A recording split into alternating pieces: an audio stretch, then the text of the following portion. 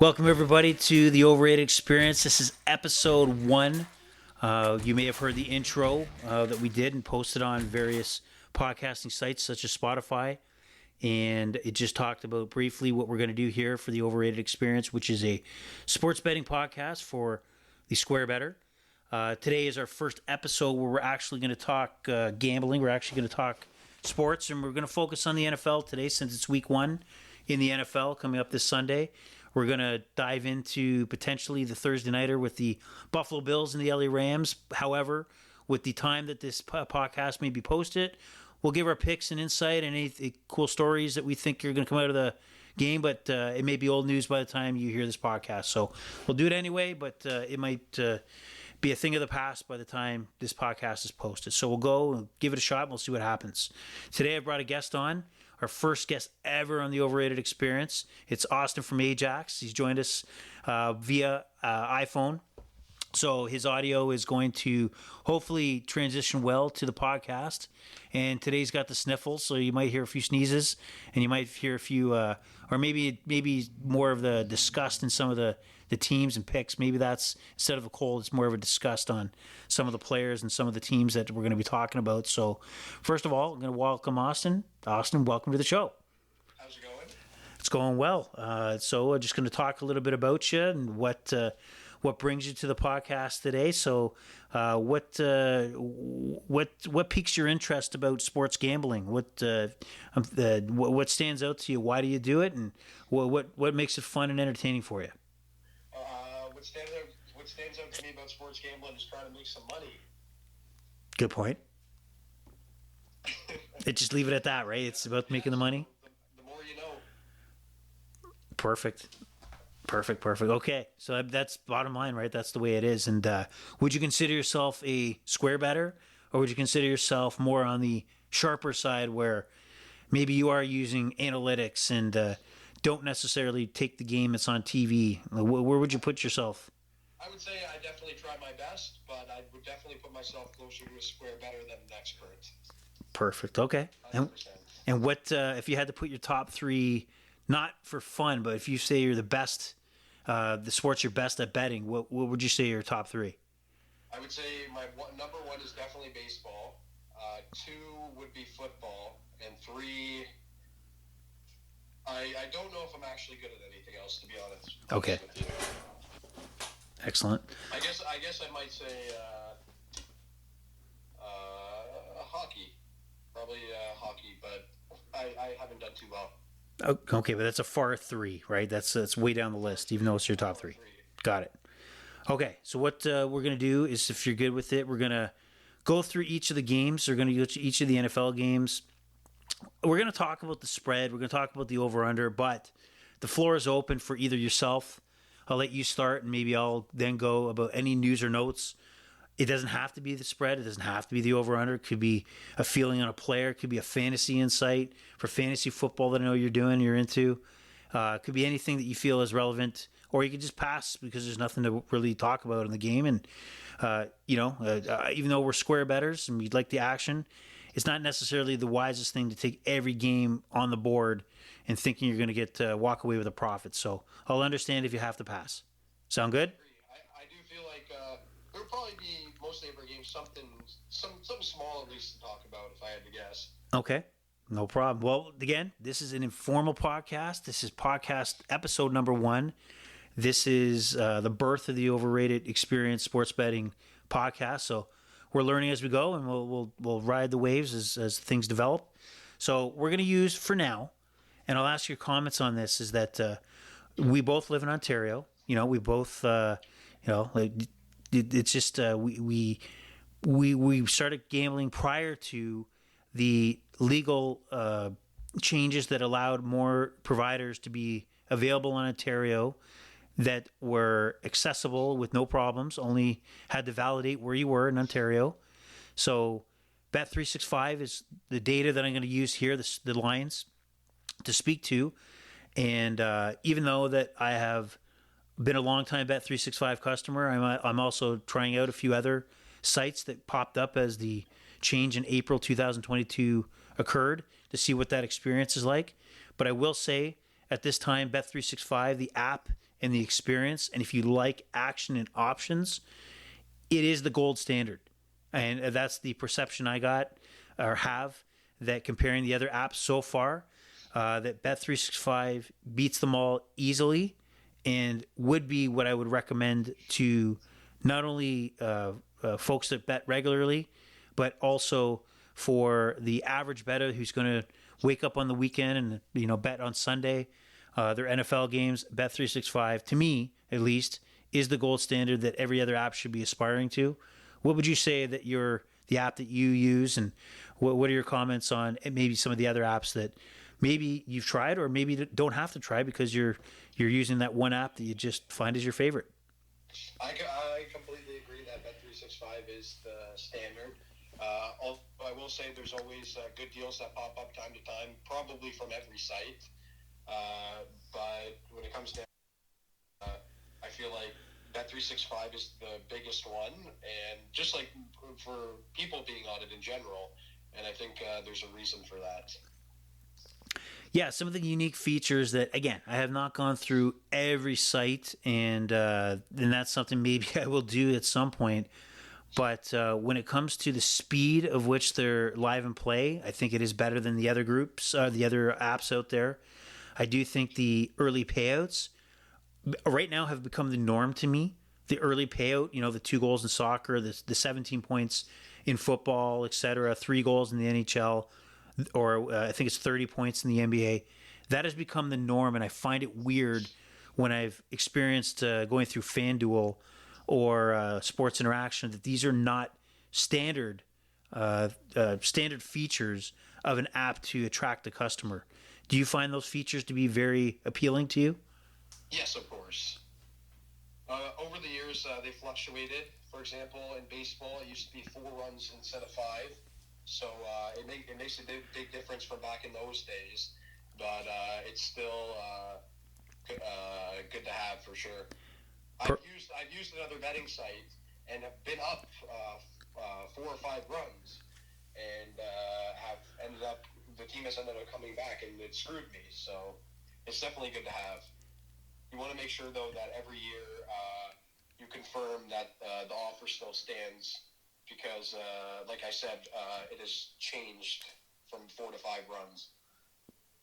Perfect. Yeah, and what I can say is that I'm sure you're the same way, is especially when you get your over early, that Bet365 pays out immediately, and these other sites wait till the game's completed, which is actually frustrating, especially to those fans that like to take action and look at, they look at 1 o'clock, first pitch to 4 o'clock on a Sunday, let's say, and they want to have their funds ready to go before that 4 o'clock pitch. A baseball game can last 4 to 5 hours, and you have to wait to get those funds. It doesn't make sense that, yes, Bet365 may get screwed once or twice, where that situation you just talked about where the team comes back and they could have taken all the money, but the majority of the time the player is going to put the money back in. So it's just a feature, and I want to throw it out there. And as far as this betting podcast is concerned, this is the conversation, along with the action, that I think we as players need to talk about. What sites, for us at least, are the best in our experiences, and people can make their own judgments. And we're not pushing anybody anywhere, any place. That these are just our opinions. Okay, so I'm going to move on to the NFL schedule. So again, we have the Thursday nighter coming up, first game of the year. Everybody's excited about it. Defending Super Bowl champions, the Los Angeles Rams, take on, arguably, and Vegas thinks so, unless I've missed it the last few days, is the Super Bowl favorite, Josh Allen and the Buffalo Bills. And when this line opened up, when this schedule was announced, we had the Rams as a small favorite, and then it's twisted. And now the Bills are a 2.5-point favorite, and that's pretty much been the line for the last 30 days, leading into August and now September, and a day away from kickoff. And the over-under has reached 52 points. So just off the top of your head, and I'll reply as well, is anything in this game that stands out to you? Anything about the line, over-under? Any thoughts? I think the biggest question about this game is it's going to be the first indication for the season about Stafford's health. Yep. I think if it wasn't for Stafford's health, the line could be flipped the other way to the Rams being the 2.5 point favorite.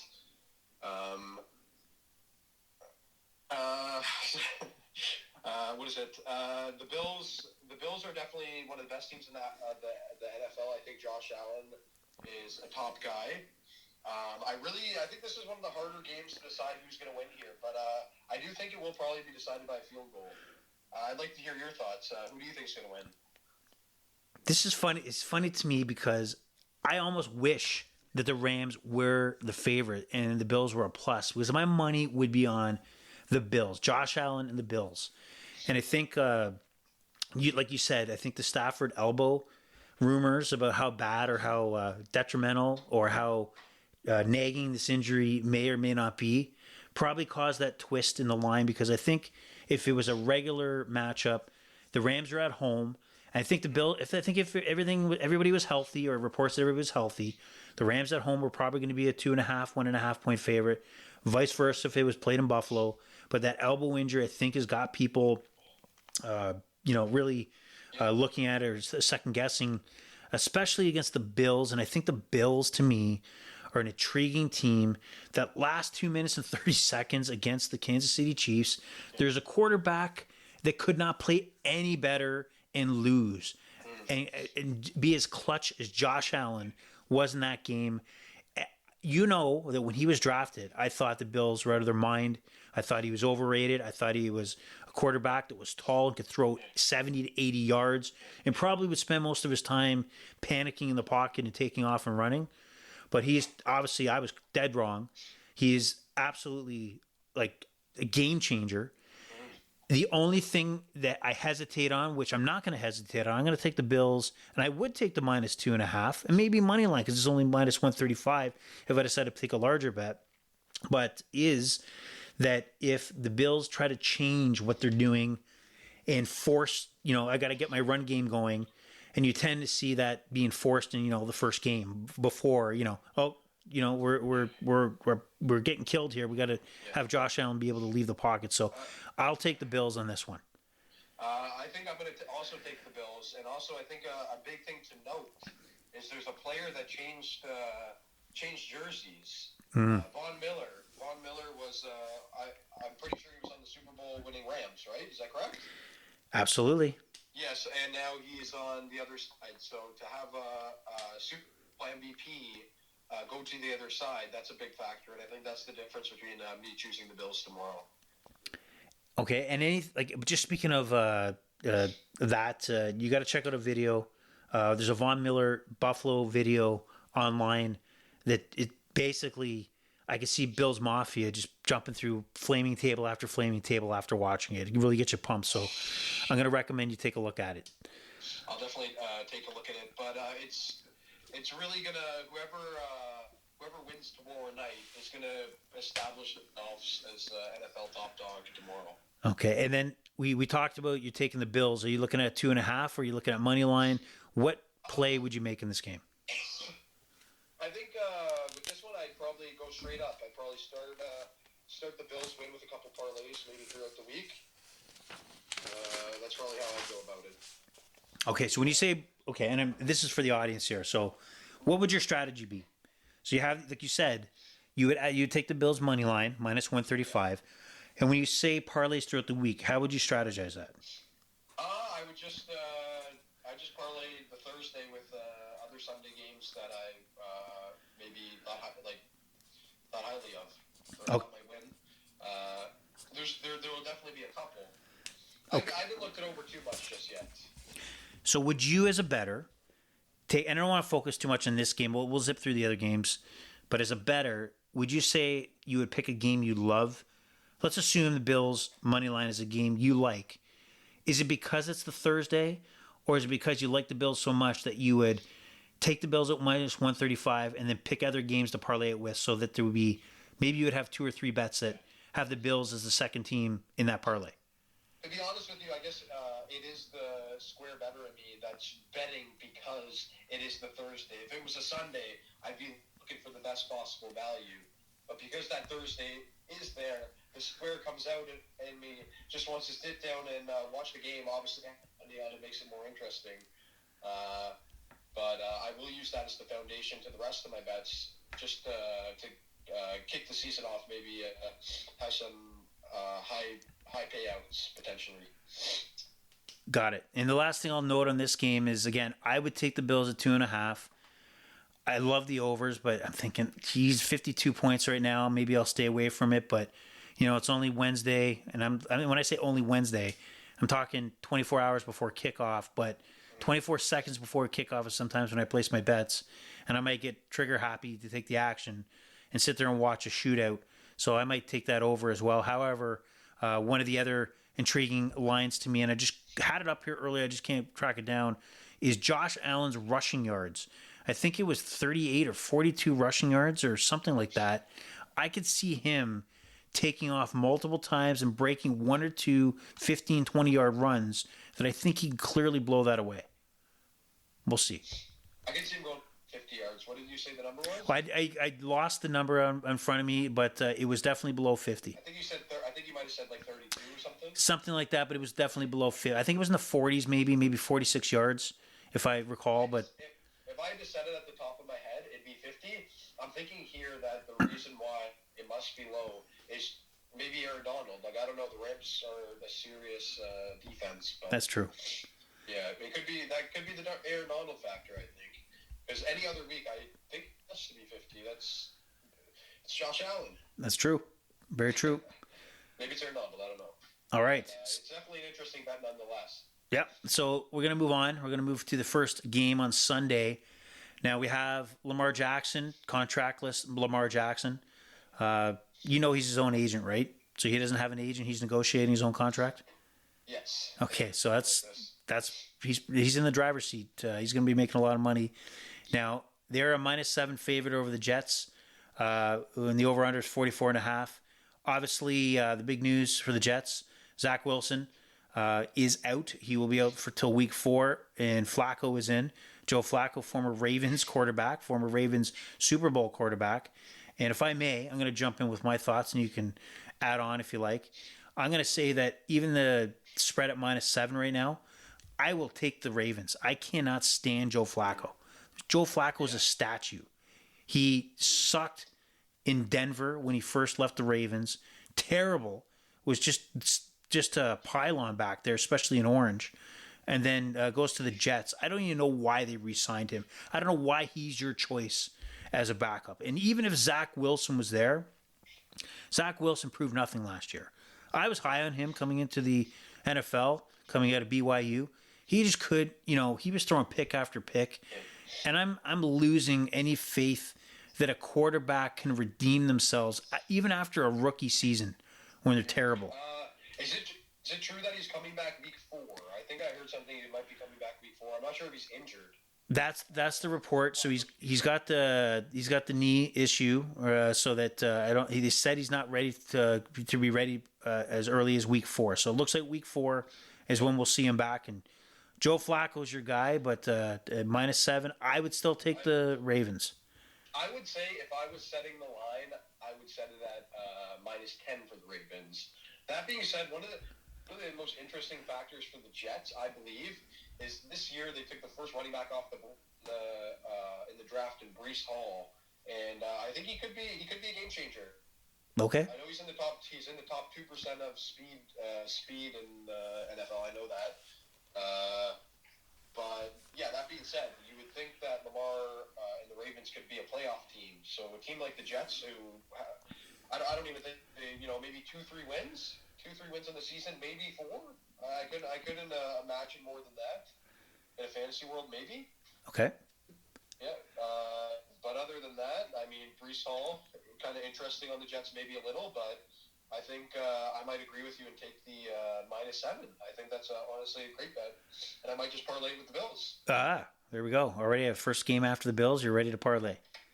Exactly. Also, what I like to do as well, again, this is a square perspective. No professional is necessarily going to give that advice, or at least provide that they're putting large teasers in. A lot of the fun action going into a Sunday is I sometimes look at a 4-game, 6-point teaser. What that means to anybody who's listening in is these lines we're talking about, the spread or the over-under, you can select multiple games, and if I said 6 points like I did, that Ravens spread at -7 would turn to -1. So that I would need all 4 games to win, but for the Ravens pick to win, I would need the Ravens just to win by 2 or more points instead of the 8 or more that I would need if I just directly bet it against the spread. So that's a fun option as well. The teaser card that you'll see on Bet365, and you can play around with maybe doing 5 points, 6 points, 7 points, and it's like a big parlay, and you can win a plus money, and it's fun. Like, you don't even have to put a lot of money down. You can put a little money down and maybe win a lot, but maybe enjoy your Sunday. So just a note there. Any fantasy football insight on the Ravens Jets? It doesn't seem like one outside of Jackson and maybe Andrews, tight end for the Ravens, but anything that stands out to you there? I think Andrews is always going to be top tight end. He actually outscored Travis Kelce last year. That's kind of insane. The only question I would have is can Rashard Bateman fill Hollywood Brown's role in the offense? I think that's a big question mark. And can he be effective as a fantasy player? Because not many receivers that have a quarterback that throw maybe 200 passing yards a game can be successful in fantasy. So there's questions there. But yeah, you're obviously rolling out Lamar himself and Mark Andrews. Now, does Lamar have that, because we talked about his contract? You know, he's entering his 5th year. He has no extension. He's negotiating, and the thought was that if the contract was not signed before the season, that he would let it go and let the season play out, even though the Ravens can franchise tag him and retain him. Do you think this could be Lamar Jackson's Aaron Judge type year, where he's betting on himself and has that monster, now I'm passing for 400 yards a game versus the 200? I do believe in Lamar Jackson. I think he'll have a big year for his contract. One guy that always talks highly of it that you can never overlook is Tom Brady. Tom Brady always talks about how good Lamar is. So I don't know why this guy isn't good that you haven't signed him to a contract yet. Maybe because he's a running quarterback and he's got a limited lifespan. Can't see any other reason. Good point. All right, we're going to move on to the next game on the slate, and that's the Cleveland Browns. Baker Mayfield no longer a Cleveland Brown, first overall pick. They said bye-bye. Deshaun Watson's our guy, even though Deshaun Watson is now suspended for, I think, 11 games or 11 games of the season. Am I right? Or they moved that down? I should really have that in front of me, but I think it's 11 games. It is 11 games, so he's out for 11 games. Cleveland Browns walk into Carolina. Baker Mayfield will be starting for the Carolina Panthers. Dog off the leash. Yeah, dog off the leash. How does that happen? That you have both Baker Mayfield join a new team, hates the Browns. Week 1, bam, they're playing. Russell Wilson, dysfunctional relationship with the Seattle Seahawks. First Monday nighter, where's he playing? Seattle. It's weird, but I don't know what's happening, but I like it. Yeah, you're right. So the Cleveland Browns are 1.5 point dogs, and if for those out there, the dog means that they're the underdog. They're not favorite to win. Carolina's a 1.5 point favorite, and the game has an over/under of 42. Anything here that stands out to you? Is it a game you would take? A game you'll look at? Anything to comment on this game in any way? I guess I would say that I'm curious about how Jacoby Brissett will run the offense. You got to assume it's all run heavy. That being said, I could be wrong. I'm pretty sure the Panthers are the favorite in this game. Or did you say the Browns were? No, 1.5 point favorite of the Panthers. For the Panthers? Correct. It's kind of crazy. We're really going to see, I don't know if Baker Mayfield's good. If he beats the Browns, it's going to be a lot of hype there. I think there's a lot of answers that will be answered in this, or a lot of questions that will be answered in this game that I don't know. Well, what I'll say is that 2 years ago, when they walked into Pittsburgh and knocked out Pittsburgh in the playoffs, and then they held their own against the Kansas City Chiefs, and arguably a drop ball away from potentially upsetting the Chiefs. I think Baker Mayfield, if his head is on right, meaning that he's focused on football and executing the game plan, he is an elite quarterback that is worth the nothing that the Panthers gave up for him. because you could always turf them and draft somebody else. They have zero risk, and I think the upside is huge for Baker Mayfield. But then you see him last year where he had a nagging injury, making bad decisions, throwing interceptions, not getting well with teammates. So there's a lot to really absorb in that and to understand. And I'm going to look at, we're not talking about the season win total for the Panthers. I think in game one, he's motivated. I think, he's going to have access to Christian McCaffrey, who's back. Who knows how long that's going to last for, as he'll probably get injured as he takes a pounding. So I'm going to say that this is I'm going to put some good money on this one. Even the money line at minus 125. I don't like, Jacoby Brissett is a journeyman quarterback that is there because you couldn't find that number one pick. You couldn't re-sign, you had a suspended superstar quarterback. There's a reason why he's got a starting job, and a reason why he had a starting job in Indy. That was temporary. A starting job, with the Patriots. That was temporary. A starting job with the Browns. It's the same old story. He might show flashes here and there, but he holds the ball too long, and I think Carolina's going to, no matter what, they're going to cover that 1.5 point spread. I agreed with you on Buffalo winning straight up. I agreed with you on Ravens -7. But for this one, I think I might have to go the other way. I think the Browns are going to win this game. I don't think they'll win by much, but I think they're going to sweep it out. I don't necessarily know if I believe that Baker Mayfield can be an elite quarterback, but I think he can be a league average at least. And there's a lot of good quarterbacks out there. But I think the Browns have the best two running backs in the league. The best 1-2 tandem in Nick Chubb and Kareem Hunt. I might actually argue that Kareem Hunt is almost, or maybe just as good as Chubb. But yeah, I think we're going to have to go head-to-head on this one. Okay, we will go head-to-head on this one, because I know everything about the Browns has been fantastic as far as the last few years in building, the offensive line, defensive line, pass rushing, the running game outstanding, like you said, Chubb and Hunt. I think that the Browns defense is going to try to tear off his head as well. That what? He's been talking a lot of crap. And Browns defensive guys are no joke. I'm not as educated on the names with the Browns defensive players, but Myles Garrett and the boys, they don't joke around. That's a good point, because I gotta expect he's got a few enemies on the team that won't mind putting their helmet in the back, small of his back. So, good point. Anything else as far as Christian McCaffrey, Hunt, and or Chubb in relation to fantasy matchups or anything like that? I wouldn't really say too much. Nothing that somebody wouldn't already know. Christian McCaffrey's the best running back in the league. It's just a question, can he stay healthy? Absolutely. Okay. It's a flip of a coin. Yep. Okay, got it. So we'll keep an eye on that. We have difference of opinion there. So we move on to another 1 o'clock game, the Indianapolis Colts, and Matt Ryan, new quarterback, third new quarterback in 3 years for the Indianapolis Colts, headed into Houston. Houston is on, obviously, the rebuilding side of things. Mills, their quarterback, actually had a solid season last year, but the Colts come into this game as a -7 favorite, and the over/under is 45.5.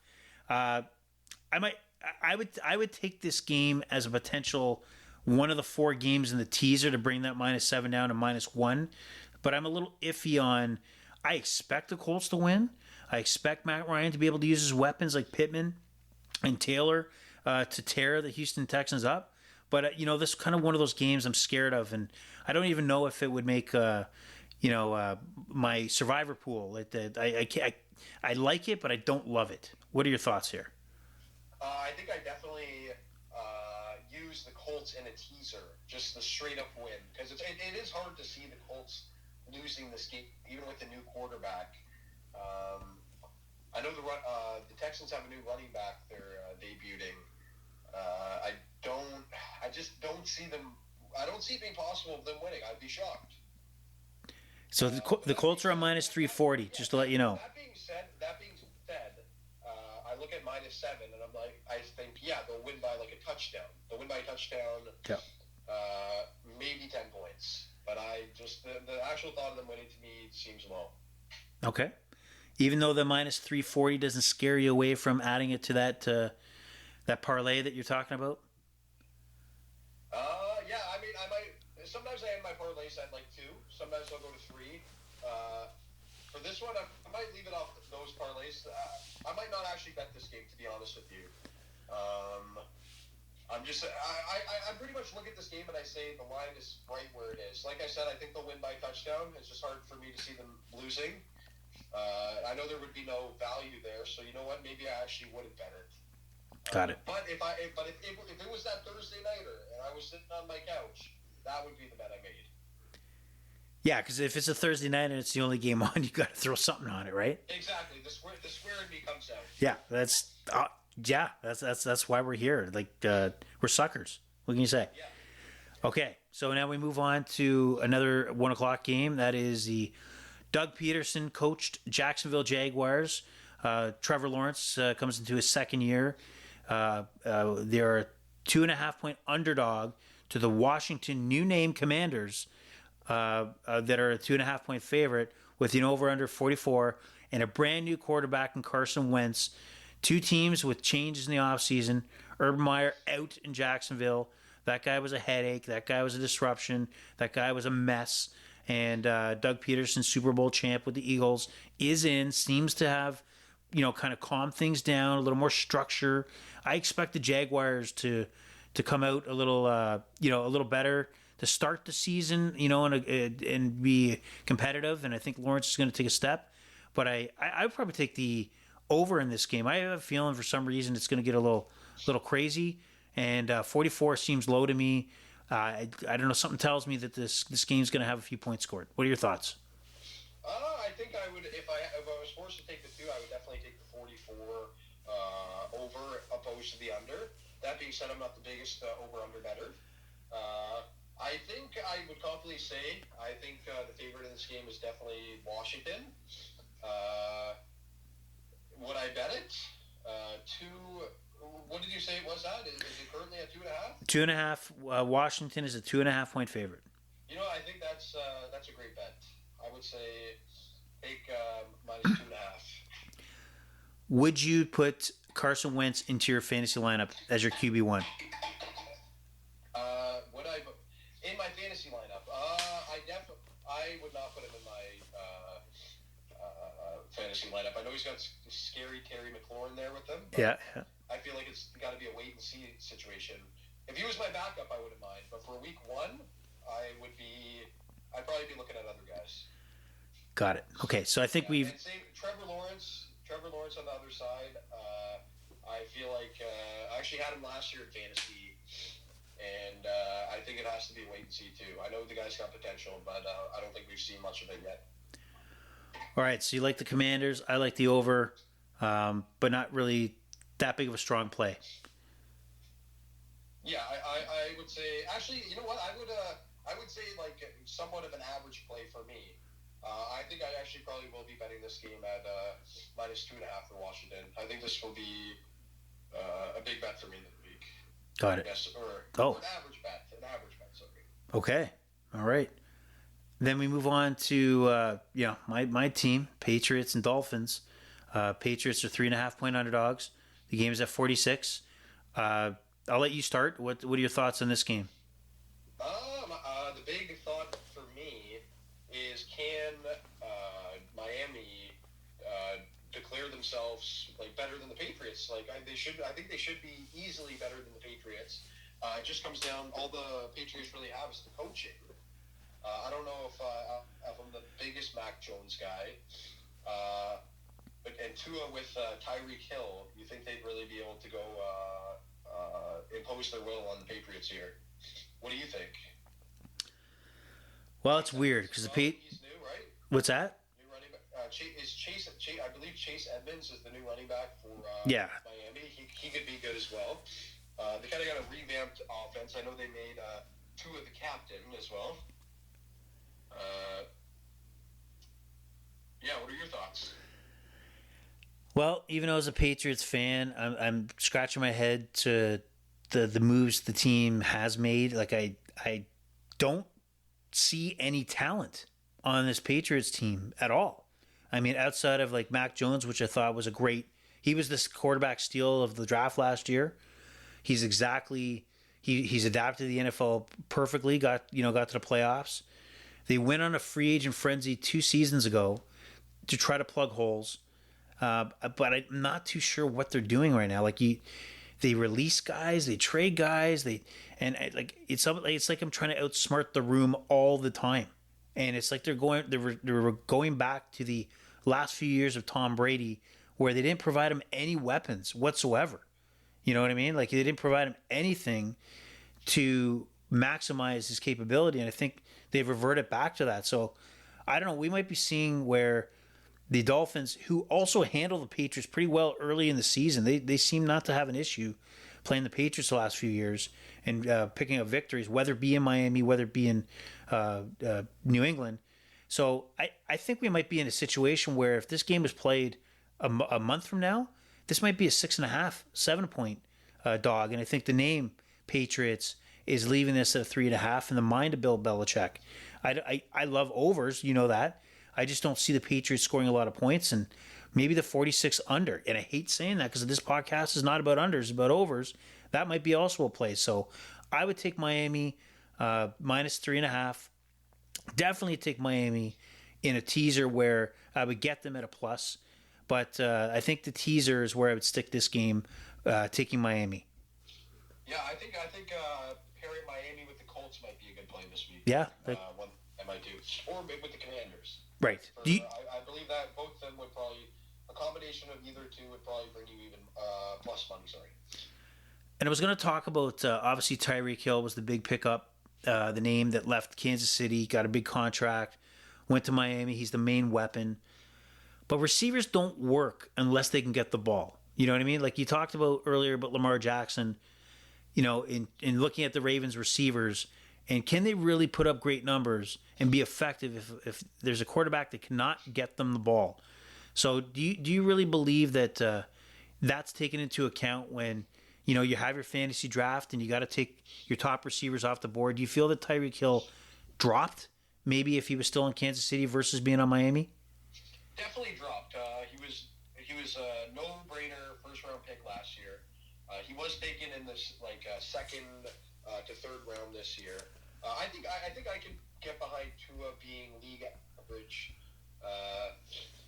I think Tyreek Hill still has potential to be one of the most productive wide receivers in the league. I still do believe it.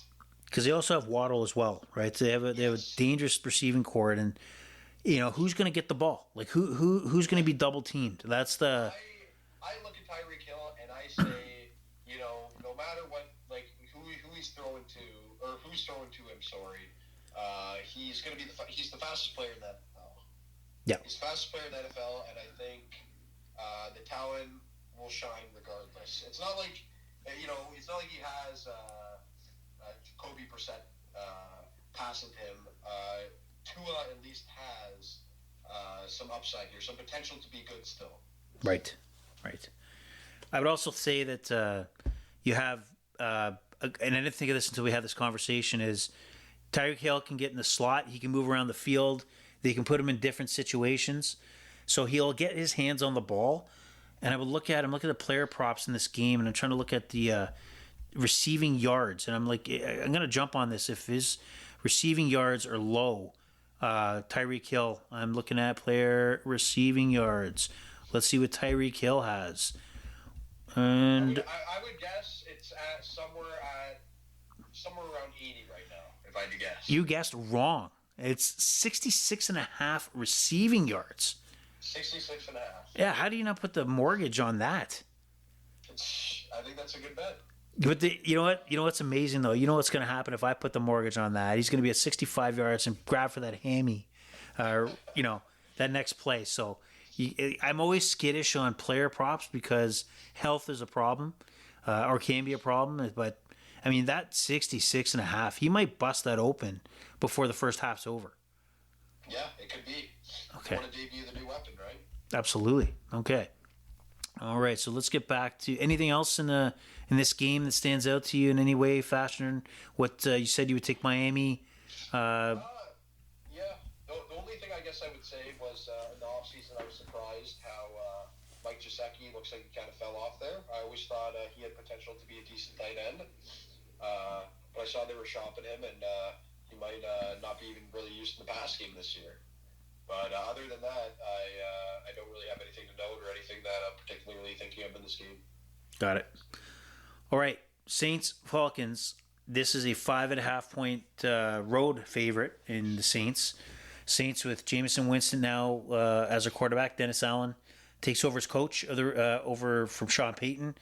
The game is at a 42.5 over under. Atlanta has Marcus Mariota as their starting quarterback. I am not seeing too many bright things going on for Atlanta, with a few exceptions. Obviously, I'm interested to see what's going on with Kyle Pitts and if he can have a monster season, if he can actually get the ball in his hands as an early first-round pick a year ago. And I think it's not going to be. I'm going to say the Saints will cover the spread here, and I would take the 5.5. I just don't think it's going to necessarily be dictated by their offense. I think there's going to be issues with Atlanta moving the ball against a strong Saints defense. Field position is going to be a key, and probably a few turnovers. Or Atlanta can't score. I think that's what's going to be the key to why that 5.5 is the play here. Your thoughts? I think the minus 5.5 is also the play. I would almost say it should be a 10. Ooh. New Orleans has a lot going for them, and I think Winston is better than people think he is. Okay. Yeah. Now, do you, as a sports bettor, especially in football season, do you look at each game and compare what you think the spread should be versus what the line is showing? And does that affect how you place wagers? Yeah, sometimes I actually think to myself, like before I look at the lines, I ask myself like what I think it would be set at, and then I'll look at the lines and kind of compare it. And if one of them really stands out, like wow, that was like really off, then it's like okay, I know my like which way I think this game is going to go. Like I know where I found my value. Awesome. And do you also do any power rankings in any way? I don't have any done. Maybe one day I'll get some together, but not currently. Okay. I guess in my head I'll have like mental power rankings of where I think a team is, but it'd be more rough and opposed to like an exact spot. Okay. Got it. All right. So next game, Eagles travel to Detroit as a -4 road favorite over the Detroit Lions. And Dan Campbell, coach of the Lions, very passionate guy. Over under here is 48.5. Eagles seem to be on the upside in everybody's point of view. They're -4. Again, I see this game more as the teaser, where I get the Eagles at a plus, or I take them at a money line. I'm a little scared of the -4 and some of the ways I got screwed over last year, a la the Vikings visiting Detroit and losing to Dan Campbell's Detroit Lions in a most pathetic way. So, again, this makes my board on either money line with a parlay like you mentioned you're doing, and or as a teaser where we get the Eagles at a plus. What are your thoughts on this game? I would agree a lot with that. I guess the game I would say is appropriately placed at +4 there. The one thing that I'll add on a fantasy note that I found interesting, there was a lot of fantasy analysts that I listened to that actually thinks that Hurts could potentially be the number one fantasy QB with the addition of AJ Brown to the team.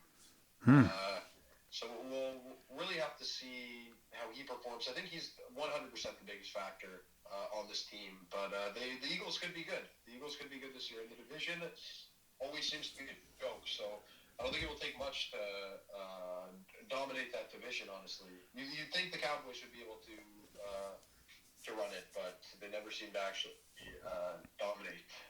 And Jalen Hurts' passing yards right now are 232.5 yards at -110. Saying that, you kind of like the over on that? Yes. Sorry, how many yards did you say? 232.5 yards. 232. Yes, I think I would like that, especially against the Lions. The only thing I will say is I can see them getting ahead and really align on the run game. Right. I know they don't have the best run game, but I think Miles Sanders can do some respectable work if they get ahead. And for the sports bettor out there, again, who doesn't necessarily dive into the player props, the passing yards I always found exciting as you're watching the game, or like most of us who are doing other things throughout the day, you're following on your phone and you're waiting for that 25-yard pass. And then you find out it's not complete, or it's been turned over, or is a pass interference. Like, so many things that contribute to the gained yards. Or let's say you took 232.5 over. Your benefit if the Lions go up early and the Eagles have to throw the ball. There's so many factors in it, but it's so exciting. And, sometimes you get screwed over with sacks.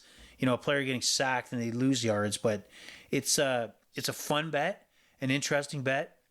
And you could also take a bet where you're not betting just Jalen Hurts, but there's also a combined passing yards for both quarterbacks. And that way, if somehow Jalen Hurts got replaced by anybody, you would also get their yards. So interesting. Jared Goff, man, first overall pick, takes the Rams to the Super Bowl, but man, we can't take him seriously, can we? Jared Goff?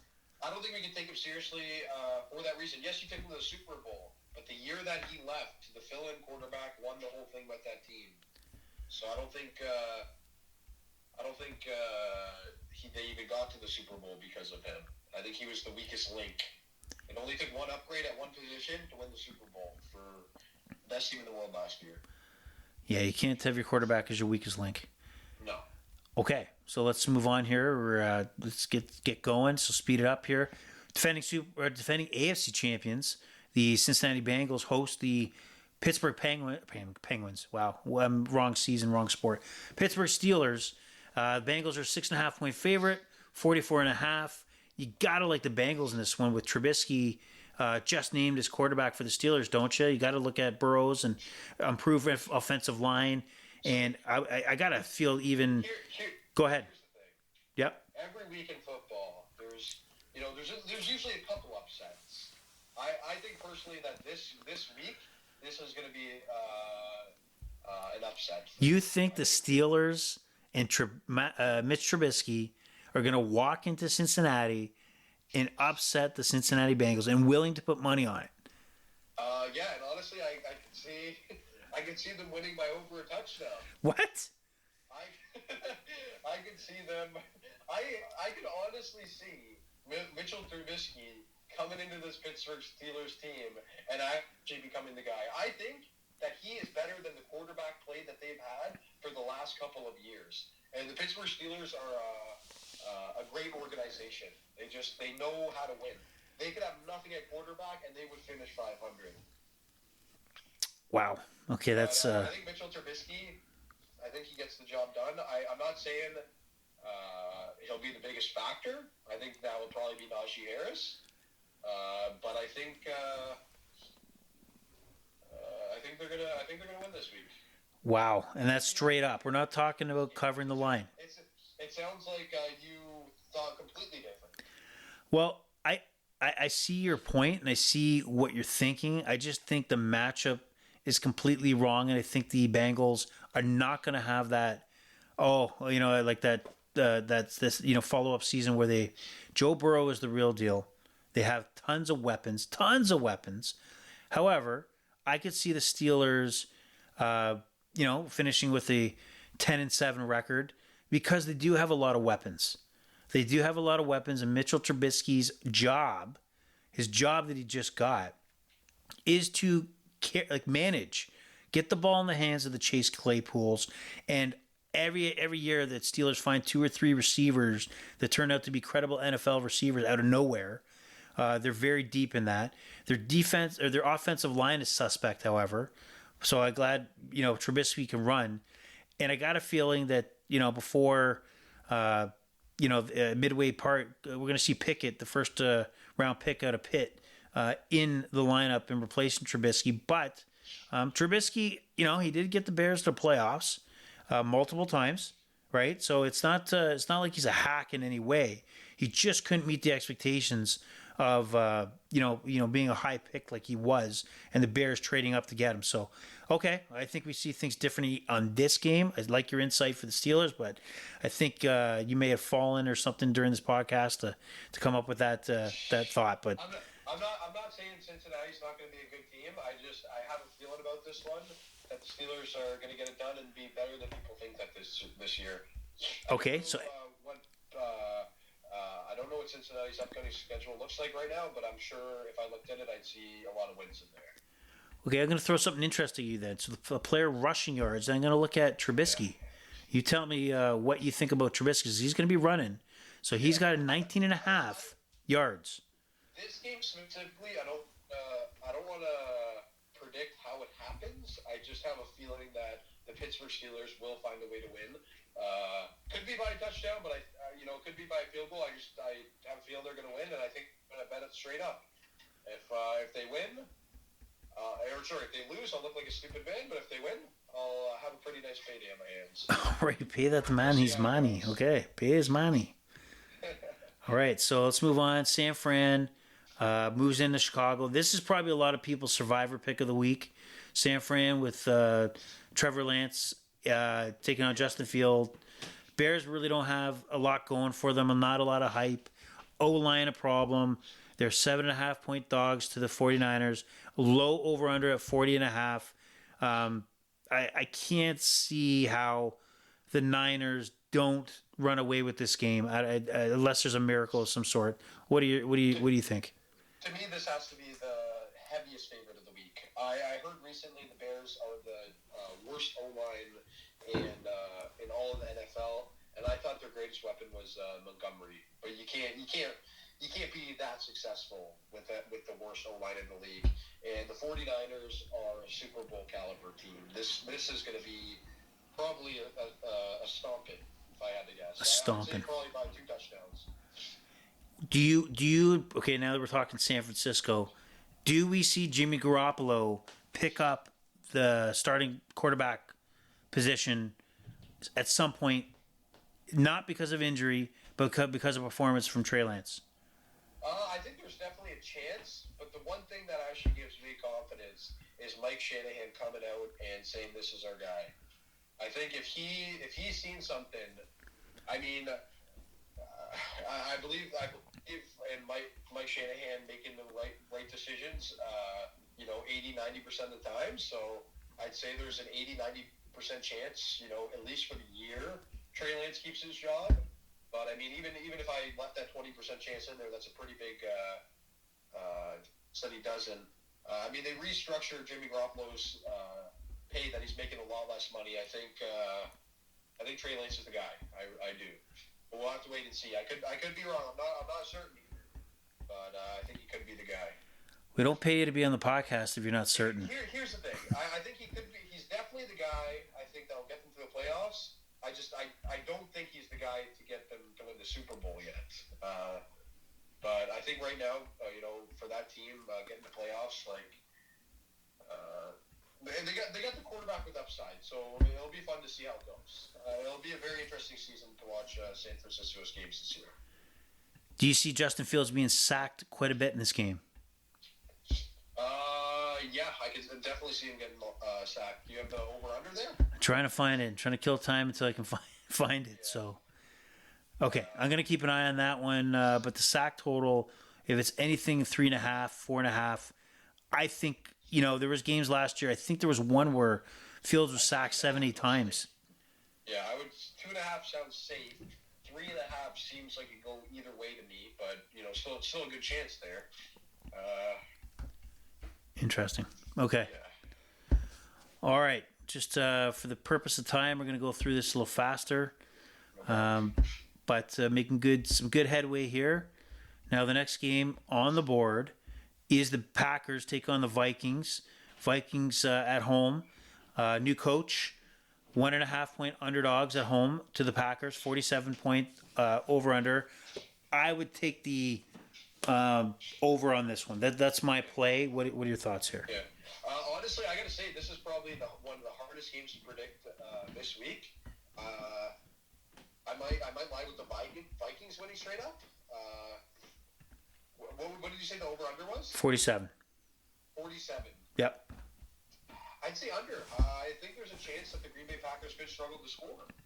You think so? Yeah. I But if we're short of time, we can move on to the next one. We don't have to talk too much about it. Okay, so I'm gonna say that just Aaron Rodgers, he's so damn good, and I think that he makes that receiving core. I know that they're not as deep as obviously before with losses, but he'll put that ball where it needs to be, and he'll find that comfortable receiver and just hitting them. So we'll see. Anywho, Chiefs Cardinals might be an interesting one. That over under looks juicy at 53.5. This might be a shootout. 6-point favorites are the Chiefs, but then again, there's no Tyreek Hill. The offense might look different, or maybe it won't. So it's hard to predict. I'm going to say I again would take. I like the over on this one. I might even add this as part of the teaser, so bring it down 6 points from 53.5. But 53.5 seems like a total or a shootout here that we could see in the desert. I think this week Kansas City is going to get it done. I really do like the Cardinals team, but it's I think it's 4 or 6 more weeks till they get Hopkins back, and Rondell Moore being their number one guy. I don't know. You don't buy it. I don't. I know Rondell Moore is a great receiver. I just think to beat the Kansas City Chiefs. You're going to need more than that. That's it. You can beat some other teams, but I think, Mahomes is like Rodgers. He lost his best receiver, but I personally think he's still the best quarterback in the NFL. And okay. I think he's going to get it done. Especially, they struggled early last season. I know they finished top, but I think the odds that Kansas City starts off slow again are very low. So I think they're going to get it done. Probably by 10 points. I think I'm going to bet the -3 on Kansas City. Okay, you bet -3, but the spread's -6. Oh, sorry, I'm going to bet -6 because, like I said, I had in my head I think they're going to win by 10. So even the -245 looks like a if you want to throw in a parlay there, that -245 is not bad if you had two or three more two other teams, etc. Okay. No, not at all. No. I definitely might use it in the parlay. I'd say -6 though is a lock. Okay, lock. So the Survivor, because I have to make a pick, man. I have to make a pick for a Survivor pool, and I don't want to be embarrassed to get knocked out week 1. Would you hold on to the Chiefs this week, or would you pick the 49ers instead, or like? Oh, take the 49ers. Earlier when you said that's your Survivor pick, yeah, I thought, yep, that's okay. No-brainer, good decision. Okay. And then we got the shootout that happened in the last game of the season for the Raiders to make the playoffs. A wild game against the Chargers. Justin Herbert keeps on impressing with just tearing up defenses, throwing the ball down the field. They're a 3-point favorite. That's got to be because they have the home field advantage. And it's a 52 points. Come on, 52 points of these two teams with the weapons they have. Josh McDaniels, new head coach of the Raiders. You got to think that they're going to be throwing the ball up and down the field, and 52 points might be blown away. What do you think? I definitely think there's going to be a high-scoring game. I think it's over 50. I feel like 52 is a lot of points. I think personally it's going to be right there. I do think the Raiders are going to come in and win this game. I think that Devontae Adams and Derek Carr, with the chemistry that they already have, I think Devontae Adams is going to be the number 1 receiver in the NFL this year, and I think we're going to see that this week. The reunion from when they went together at Fresno State. So could you see yourself parlaying the Steelers straight up with the Raiders plus 180 money line? No. I definitely would not. The Steelers, because I'm making so much money already, I would never parlay a bet that big. If I hit with that, I wouldn't want to push it any further. Got it. Okay, great. All right, so the next game is the Giants and Titans. Kind of honestly, this would be that game you say flip to it and check it out. or leave it on Red Zone. Like, obviously you're watching Red Zone. I can't see sitting down watching this game unless you put a heavy bet on this game. You got Derrick Henry in your fantasy league. Yeah, or Derrick Henry in your fantasy league, or Barkley. See how his health is. But the Titans are 5.5-point favorites, and 43.5 is the over/under. I don't have much thought in this game. I can't see me taking it. I may sniff around for some player props like a Derrick Henry, total rushing yards, maybe total receiving, catching yards from a Barkley, but really nothing to think about on this game. What do you think?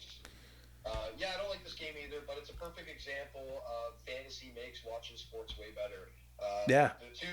The two best parts about the two best things about this game are the running backs on both sides for fantasy. That's honestly why people are probably going to be tuning in on DAZN most likely. This is probably one of the most least interesting games, but I don't think with confidence anyone can say that Titans are 5.5 points better than the Giants with all the uncertainty around their team this year. Losing A.J. Brown, that's huge. And does that change, even Derrick Henry's game? And he's still coming off the injury. There's a lot of questions, and I'm going to stay away from this game as well. Okay, and then we go on to the Sunday Nighter, pretty good Sunday Nighter. Tom Brady and the Tampa Bay Buccaneers, 2.5-point favorite heading into Dallas, 51 points. Again, this may be a shootout. Tampa Bay, one of the favorites in the NFC. I think with their injuries, I think they're still one of the favorites, but may not have been looked upon highly if they were in the AFC. The Cowboys may be weaker than last year. But that opening game that they played against the Bucs on that opening Thursday nighter was probably Dak Prescott's best game, and that was coming off, checking out how his leg was. And then it kind of seemed to decline from there for the Cowboys. They don't have Amari Cooper. It seems that they've lost, the offensive line has gotten weaker. I don't know what the Cowboys are.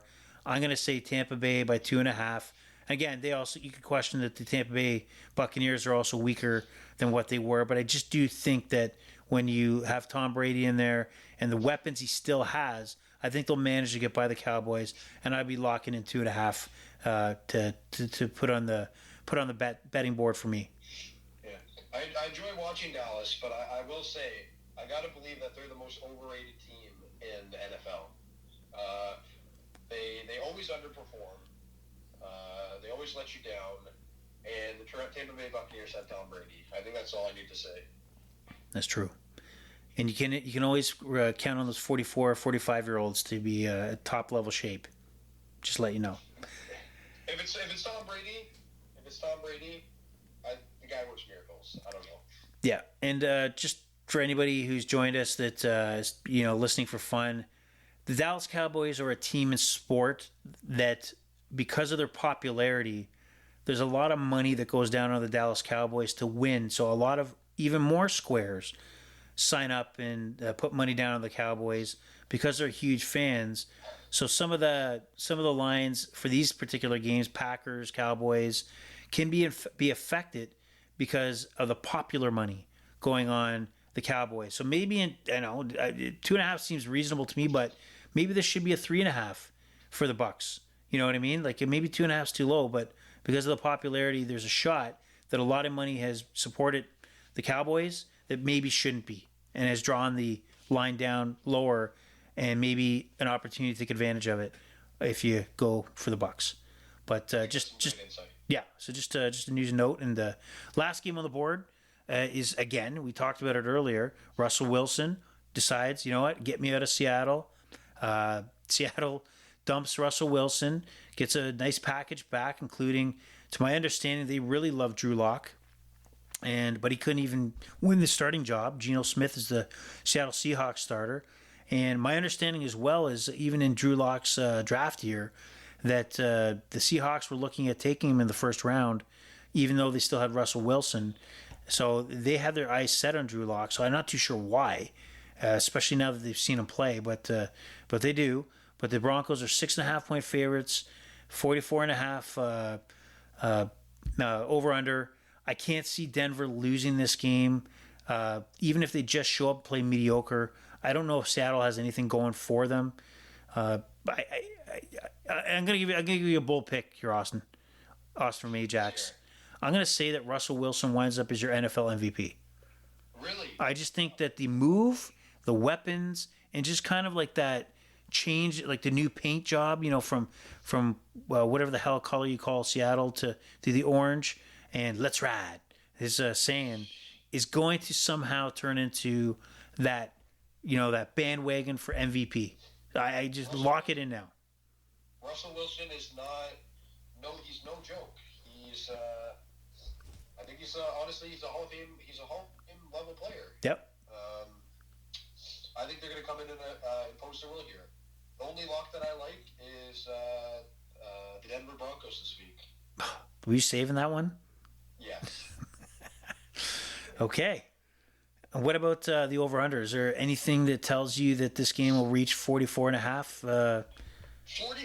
The only reason why I believe it's 44.5 is you want to say Denver always has a good defense, and then it's like, where's Seattle's points coming from? Because I don't see Broncos putting up 30. I definitely can see them putting up,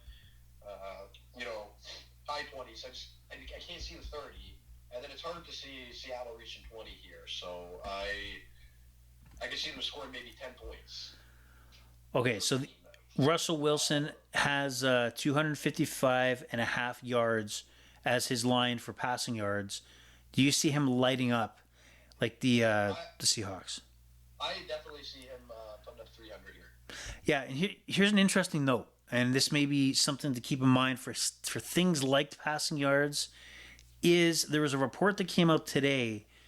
I was just in the car, and I heard this, that there was a report that I can't remember if it was 2 years ago or what season it was, that he was pissed off at Pete Carroll because he wouldn't let him kind of pad his stats to kind of chase that MVP a few years back. And I don't know, when you have a quarterback with the power of Russell Wilson, you come to Denver, sign the extension. There's kind of an agreement, a handshake agreement on kind of some guarantees that you're going to provide. There's no way he's not walking into Denver thinking, I want to not only get the big contract, I not only want to have weapons, which now he has. Denver's in a better situation, but there's going to be an agreement that you're not going to slow me down. I'm going to put up those 300, 400-yard games so that at the end of the year, I am going to be the MVP, right? And I think that he's not going to put the foot off the gas, right? He's going to light teams up, regardless if they're up by 17, 18 points. I don't know if I agree that he will be the league MVP. That being said, it wouldn't surprise me. I look at him as a top five quarterback in the NFL. And that's why I really like that passing yards prop. And if you're saying he's going to win MVP, I think he's definitely got to start putting the passing yards up early. So I think I'm gonna take that bet this week. Okay. I like the boldness, just like my Steelers pick. Yeah, that's. I think mine's more realistic than yours, but we'll agree to disagree. We'll have to look back. We're gonna look back. I'll tell you that right now. We're gonna look back for sure. So that's the NFL board right now, and I don't, honestly, I don't care. We're running long. For those who want to listen to the podcast, I hope they do, and they can skip through or whatever they like. It's to their prerogative. But I can't leave this conversation without touching base leading into the weekend about any baseball insight. There's a lot of fantasy playoffs that are going on right now. There's a lot of probably key matchups that I don't know if you've had a chance to look at.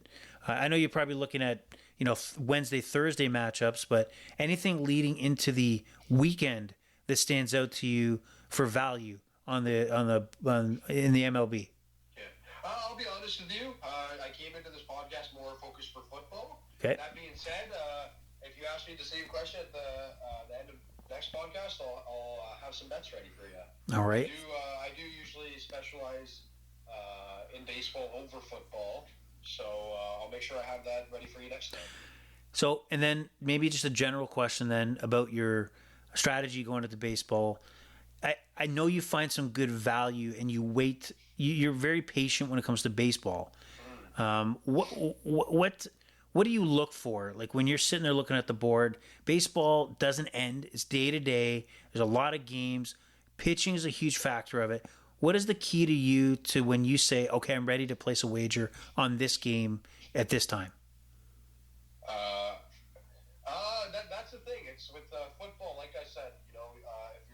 Thursday on the couch and there's one football game on, obviously the square is going to be betting on that game, even if, the expert in him is telling him, this isn't the game to bet on.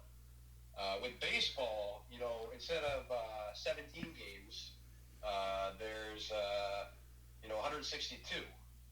So it's a lot easier to be patient. It's a lot easier to say, even if you're like, I'm going to pass on this game today. It's not like you're waiting a whole week. You're only waiting one more day. So it's not much of an issue there. So I can be more particular. And, patience is a huge key to betting. Having patience is probably one of the top skills you can have. Sometimes I have it, sometimes I don't have it. Yeah, it's a valid point because patience is critical. I don't have it, and that's why I'm still a square. And you know what? You get the feeling when you're betting that you have to cram it in during football season, or that night or that Sunday. But there's always tomorrow. There's always tomorrow, and there's no rush. And managing your bankroll, and I could do better at this. Managing your bankroll so that you're, having a strategy, building your bankroll a little bit at a time, upping your percentage of your bet, or maybe keeping the same percentage, but because you've increased your bankroll, the bet's a little higher. Being smart is nothing wrong with being smart. You can be a square, but you could do what you just said, and that is realize that baseball, as an example, has a million games that I don't need to bet, Blue Jays, Orioles today when they play tomorrow and Manoah's on the mound, and that maybe is the better pitching matchup. Exactly. Okay, that's fantastic. And anything else you want to add as far as betting insight or any trends that you're seeing that may help our listeners heading into the weekend for maybe football and MMA? There's a UFC this weekend. Anything that stands out to you that's worth noting? No, I think just the biggest note there at the end was, preach to patience. Patience is a virtue. If you're patient, you'll be rewarded in betting. I guarantee it. But not much more else to say other than thank you for having me on the podcast. And I'm excited to look back and see if that Steelers pick turned out. Oh, don't worry. I'll remind you if it did or not. That's the only way I come on the episode next time and say I'm not a square. But we'll okay. All right, that's big. It's a big guarantee that you're putting on the board here. Okay, so you're definitely putting the overrated and the overrated experience with that pick. Good job. All right, so I'm gonna end it from here. I think we went long enough. I'm glad you were able to join. We've got some good insight and good conversation from two regular average bettors that are just looking to have fun and keep this entertainment. And of course, anything we spoke of is not meant to influence anybody to invest any money out of their wallet to make any bets. These are our opinions and just for fun and entertainment. And that's all we're here to do. So thank you, everybody, for listening to episode 1 of the Overrated Experience. We hope you join us next time, and I hope you enjoy the podcast. Thank you.